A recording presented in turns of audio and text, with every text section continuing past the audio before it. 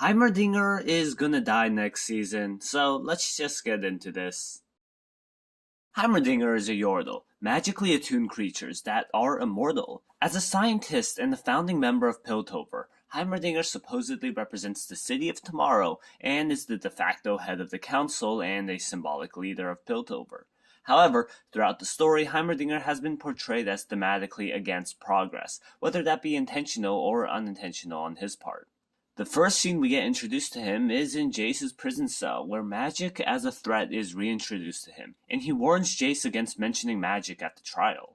When he does, though, Heimerdinger scolds him and anything magic related, and reminds everyone that magic does more harm than good. Later, when confiscating Jace's equipment, he recounts to Victor that there are limits to human ingenuity. Now, I think it's strange that Heimerdinger is portrayed as a scientist, but we literally don't see him do anything science related. We get the idea that he used to be a scientist, a bastion of innovation, but now he sits back telling people what not to do.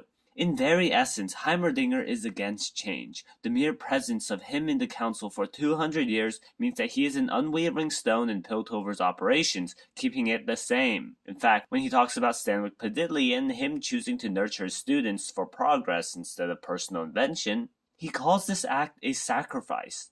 How the fuck is this a sacrifice? Are college professors and elementary school teachers sacrificing themselves? No, they find it meaningful imbuing lessons on the next generation, a catalyst for progression.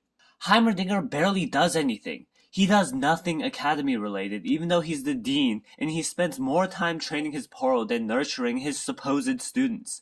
Mel and Jace both commented how Heimerdinger lives in the past, figuratively and literally with his PTSD episodes. See, Arcane, and especially the Piltover story, is all about progress. Time and time again, we see the older generation passing on their ambitions to the next one. They're growing up, Vander. Looking to write their own stories. You can't protect them from... Vi takes over Vander's peace-defending mindset. Jinx will succeed Silco as the one fighting for Zaun's independence. Echo emulates Vander and Benzo in fostering a caring community within Zaun. Caitlyn carries on Grayson's legacy of protection and safety. Victor adopts Singe's ends justify the means mindset, and Jace supplants Heimerdinger as the symbol of progress. Can we just talk about that? Thank fuck Jace got Heimerdinger out of the council. That man is actually unfit to rule. Man, who let Jace cook? Heimerdinger never has any solutions and just tells people to shut the fuck up and wait a gazillion years. He is completely desensitized to human life, no matter how much he pretends to be. In fact, he admits that he doesn't think about death. Bro, if you don't care about your own death, then why worry about magic? If instead you care about other people's lives, then why ask them to wait a more billion years when your cherished pupil is dying right in front of you? This guy is so oblivious to the absolute state of Piltover, just gazing at its wonderful skyline without tasting the sewage flowing downstream. He talks about how the houses are divided when completely unaware or willfully ignorant to blatant corruption happening around him. And he hasn't even set foot in Zaun probably for decades to see the effects of his neglectful leadership. Jace gets way too much hate, because even in the week that he served in the council, he did a better job understanding and changing Piltover than Heimerdinger ever did in 200 years. I'm not fit to govern the people who live there. And neither are you. God, I hope Heimerdinger dies soon. Oh wait! A lot of Heimerdinger's other narrative purpose and plot progression is warning against magic. In a sense, the rune wars he gets flashbacks about drives many of his actions and decisions. Piltover was founded as a bastion of magic and warmongering, and Heimerdinger did true to keep it that way. I find it hypocritical for Heimerdinger to say that Hextech is not what Piltover's future looks like, but he readily embraces it a few years down the line. Seems like his sentiments are not that solid. But anywho, I predict that Jinx will destroy most of Piltover in an epic explosion at the climax of Season 2 for various narrative reasons and foreshadowed clues. On a separate note, I also want to mention that every episode of Arcane starts with a flashback of some sort. The introduction thus sets the episode as centered around one character who kind of owns an episode, as noted by the writers. Now it's interesting that Heimerdinger hasn't gotten any introduction or episode yet, given his narrative importance in the framing of Piltover. I believe he will get one come Season 2, and pair that up with Piltover exploding, this is how everything will play out. We will get a Heimerdinger episode and a flashback probably about him founding Piltover in the second to last episode, and when Jinx finally blows up Piltover, she will kill Heimerdinger in the ensuing explosion. This will represent that the old Piltover, as a city and an icon, has been fully erased. Killing Heimerdinger in this way would 1. Help us understand the true destructive potential of magic, 2.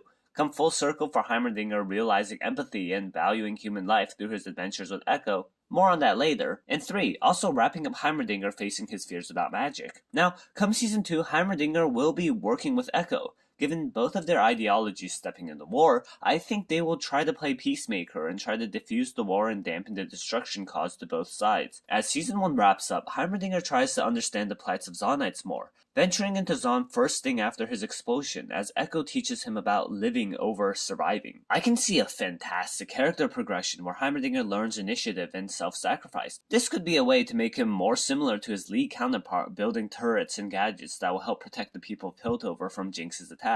The fact that Echo and Heimerdinger are together, representing the two halves of the city, makes me think that they will split up, with Echo trying to settle peace with Zon and confronting Jinx again, and Heimerdinger returning to Piltover, showing his changed mindset to Jason, the new council. Now, him coming back to Piltover is inevitable, as a huge part of Heimerdinger is Piltover and vice versa. Him being in Piltover makes him in range of Jinx's attack, and I find it underwhelming if his magical immortality powers make him immune to explosions.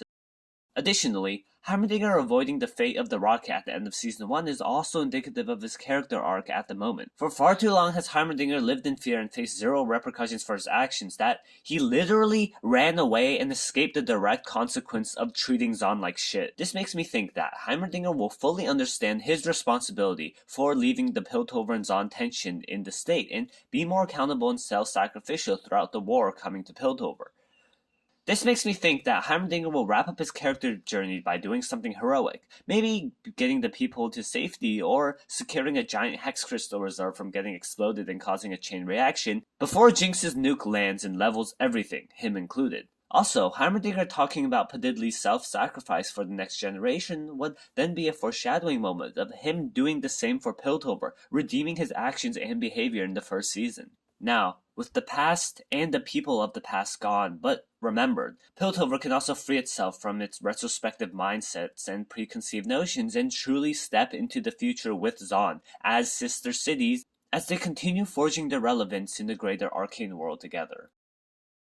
So, that's my theory for Heimerdinger. I hope you guys enjoyed the video, enjoyed my theory. I think Heimerdinger is, in my other video I mentioned he has an 80% chance of dying. Probably the most likely character dying, other than Victor.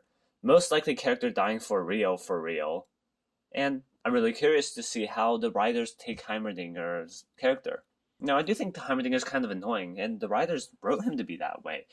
But I don't really hate him that much, just he does a lot of dumb stuff. Arguably, probably got more people killed than Soko, but I think the writers are going to be cooking with him. We'll just have to see that plays out. Make sure to like, subscribe, share, and I'll catch you guys in the next one, okay? Bye-bye.